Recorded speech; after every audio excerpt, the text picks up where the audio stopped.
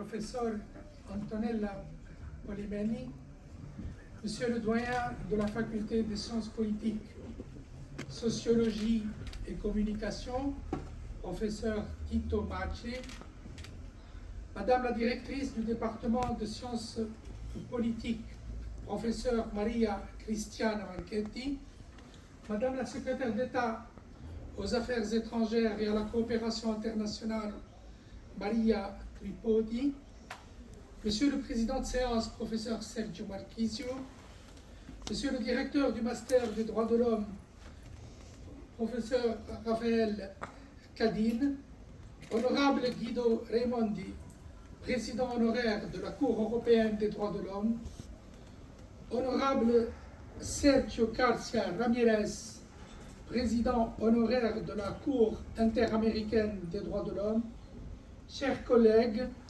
chers amis, mesdames, messieurs, tous protocoles observés.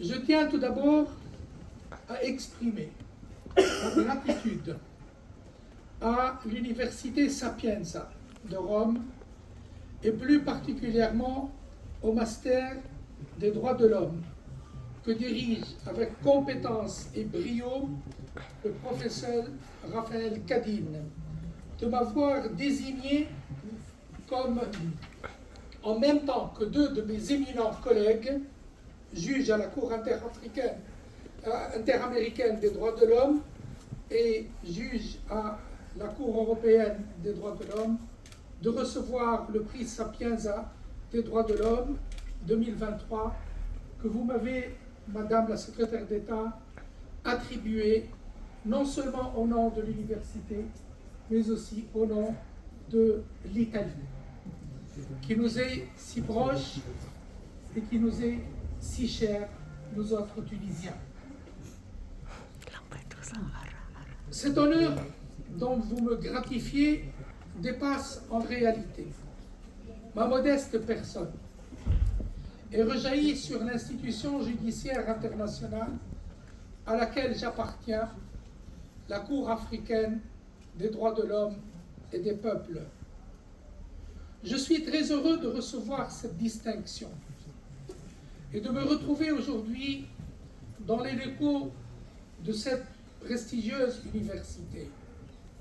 Je devrais me dire de me retrouver de nouveau dans les locaux de cette prestigieuse université, accompagné de certains membres de ma famille qui sont présents ici, et de nombreux collègues et amis qui me sont très chers. Je citerai le professeur Claudio Zanghi et le professeur Sergio Marchisio, avec qui j'ai eu l'occasion de collaborer pendant de longues années, notamment sur des sujets relatifs aux droits de l'homme et au droit international public. Permettez-moi de prendre d'ores et déjà la liberté, madame la secrétaire d'État, de dire quelques mots sur la Cour africaine des droits de l'homme et des peuples, dont je suis juge depuis l'année 2014. Vous le savez tous, la Cour africaine des droits de l'homme et des peuples est la Benjamine des trois cours régionales des droits de l'homme, et nous, membres de la Cour africaine, réalisons hélas que notre institution demeure peu connue hors d'Afrique, ce qui est plus ou moins normal, mais également en Afrique, ce qui est beaucoup plus préoccupant. Aussi, vais-je saisir l'occasion que vous m'offrez en m'attribuant ce prix pour présenter brièvement l'importante vocation de la Cour africaine. La Cour a été créée par la défunte Organisation de l'Unité africaine, aujourd'hui Union africaine, en vertu d'un protocole à la Charte africaine des droits de l'homme et des peuples, adopté en 1998. Le protocole est entré en vigueur en 2004 et la Cour a commencé ses activités en 2006. Elle siège à Arusha, en Tanzanie, Arusha était aussi le siège de la Cour pénale internationale pour le Rwanda. Et elle peut être saisie par des citoyens et organisations non gouvernementales de requêtes alléguant des violations des droits de l'homme. Et malgré son jeune âge, la Cour africaine est essentielle à la promotion et à la protection des droits de l'homme dans le continent africain qui en a tellement besoin. Madame la secrétaire d'État, Mesdames, Messieurs, 75 ans après l'adoption de la Déclaration universelle des droits de l'homme, le 10 décembre 1948, et 30 ans après la conférence de Vienne sur les droits de l'homme, des menaces pèsent sur les droits de l'homme et des crises auxquelles le monde est confronté aujourd'hui menacent la réalité des droits de l'homme dans le monde. Le délit des droits élémentaires des droits de l'homme en général se généralise. L'horreur, l'intolérance, la politique du double standard est notre lot quotidien.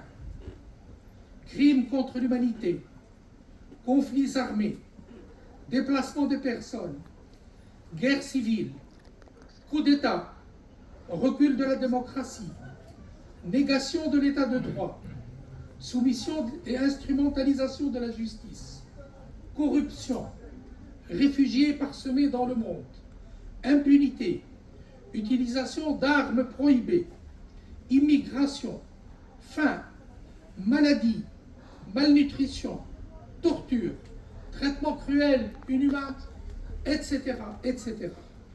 Tel est le tableau qui s'offre à nos regards aujourd'hui.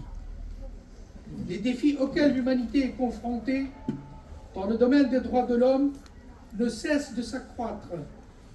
Des réponses hardies, mais adaptables à ces défis s'imposent. Leur malléabilité évitera leur échec en raison de leur obsolescence, risque prévisible si aucune tentative n'est faite pour suivre avec diligence l'évolution et la nature de ces défis. Mais il est essentiel d'identifier les défis en matière de droits de l'homme. Il serait fantaisiste d'en dresser la liste intégrale. Sans ordre de priorité, et sans chercher à être exhaustif, je pense tout d'abord au changement climatique, qui pose à l'humanité des défis qu'elle n'a jamais connus jusqu'à présent et met les personnes dans un état de précarité grave. Les migrations humaines, autre sujet d'actualité, mettent l'humanité au défi de progresser davantage. La migration est une question controversée, mais je tiens à souligner que si les gens se déplacent, parfois volontairement, les problèmes les plus graves se posent lorsqu'ils sont contraints de le faire, et il est évident, face à cette situation, que ces personnes doivent bénéficier des diverses protections offertes par le droit international des droits de l'homme. À l'heure actuelle, la paix est de plus en plus rompue et menacée dans toutes les régions du monde. Au cours des 20 dernières années, s'est accru le recours à la force dans les relations internationales. Et si les questions fondamentales concernant la légalité ou l'illégalité du recours à la force dans les relations internationales restent importantes, ce sont aujourd'hui les conséquences de la violence sur les populations touchées qui posent les défis les plus critiques en matière de droits de l'homme. La pratique du double standard se pose avec acuité et rend de moins en moins audible le discours sur les droits de l'homme. Évidemment, ces défis n'ont pas la même importance ni le même attrait. Citant par exemple le harcèlement, l'intimidation des défenseurs des droits de l'homme dans toutes les régions du monde, en particulier dans des régimes oppressifs, l'émasculation des organes régionaux et internationaux de défense des droits de l'homme, tels que la Cour africaine, par divers moyens, notamment par la limitation des ressources financières disponibles pour ces opérations et aussi de manière connexe l'absence de mise en œuvre quasi systématique de ces décisions. Outre l'évocation de ces défis, permettez-moi de déplorer le sort des défenseurs des droits de l'homme. Il requiert une attention urgente et constante, tant il est vrai que ces gardiens des droits humains sont toujours vulnérables et que dans de nombreux pays, le seul fait d'être défenseur des droits de l'homme est source de danger et source de mort. Quant aux mécanismes régionaux et internationaux, nous savons tous qu'ils offrent une deuxième ligne de défense utile dans la promotion et la protection des droits de l'homme. Mais nous savons aussi que lorsque la compétence de la juridiction est sujette aux caprices étatiques et que les décisions ne sont pas respectées, la raison même de l'existence de la garantie juridictionnelle des droits de l'homme est compromise. L'existence et la pertinence de ces institutions sont menacées davantage lorsque les États prennent des mesures qui compromettent directement la capacité de ces organisations à remplir leur mandat, notamment en les privant de ressources nécessaires ou en les limitant de façon drastique. Les défis auxquels est confronté le mouvement des droits de l'homme restent divers. Il en résulte par exemple que certains de ces défis sont localisés, tandis que d'autres ont une portée mondiale. Par conséquent, lorsqu'il s'agit de réfléchir à des stratégies susceptibles de relever les défis des droits de l'homme, il est important de garder à l'esprit leur nature locale, leur nature régionale ou leur nature mondiale, de manière dont ces défis affectent directement les populations concernées. Il semble que ces défis auxquels sont confrontés les droits de l'homme au XXIe siècle prouvent que les êtres humains ne vivent pas en vase clos, déconnectés les uns des autres.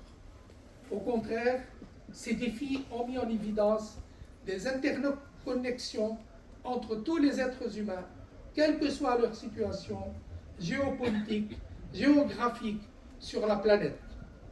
Étant donné que les êtres humains sont l'essence et la substance des droits de l'homme, il nous semble également important d'apporter toujours une approche centrée sur la personne pour résoudre tous les problèmes liés aux droits de l'homme. Cette approche soutient de nombreuses interventions, mais ce qui reste essentiel, c'est que les populations concernées doivent toujours être impliquées de manière significative dans l'élaboration des solutions.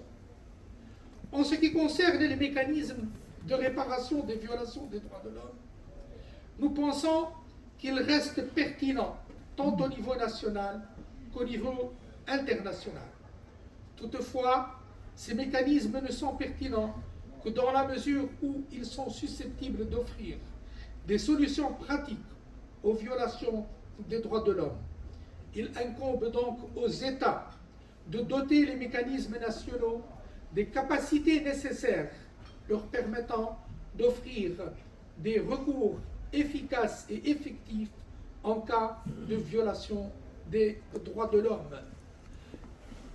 Depuis la création de la Cour africaine, seuls 12 États ont permis à leurs citoyens l'accès à la Cour et 4 d'entre eux se sont rétractés au nom d'une conception surannée et dépassée de la souveraineté, en procédant au retrait de leur déclaration autorisant l'accès à la Cour pour les individus et les ONG. Et bien que le protocole établissant la Cour oblige les États partis à se conformer aux décisions de la Cour et à en assurer la pleine mise en œuvre dans la pratique, les États ont opposé toutes sortes d'objections pour se soustraire aux arrêts de la Cour africaine des droits de l'homme et des peuples. En conclusion, Madame la secrétaire d'État, mes chers collègues, mes chers amis, chers étudiants, qui êtes les porteurs aujourd'hui de la culture des droits de l'homme, d'une nouvelle culture des droits de l'homme, d'une culture égale pour tous et non pas égale ici et inégale au-delà, eh bien, en conclusion, je ne peux que me référer à la déclaration et au plan d'action de Vienne de 1993. De 1993, nous sommes en 2023. On dirait qu'ils sont écrits aujourd'hui. En identifiant les défis auxquels sont confrontés les droits de l'homme, la déclaration de Vienne était prémonitoire. De même, ces propositions de programme destinées à relever les défis en matière de droits de l'homme restent très actuelles aujourd'hui. Une chose reste primordiale, à savoir la nécessité d'une coopération entre les États et les acteurs non étatiques, tant pour identifier les défis en matière de droits de l'homme que pour élaborer et mettre en œuvre des solutions. Je vous renouvelle mes remerciements. Je vous renouvelle ma gratitude et pour l'octroi de ce prix Sapienza pour les droits de l'homme et me permet de lancer un appel pour que la politique du double standard soit dénoncée par tous afin de continuer à garantir la crédibilité des droits de l'homme.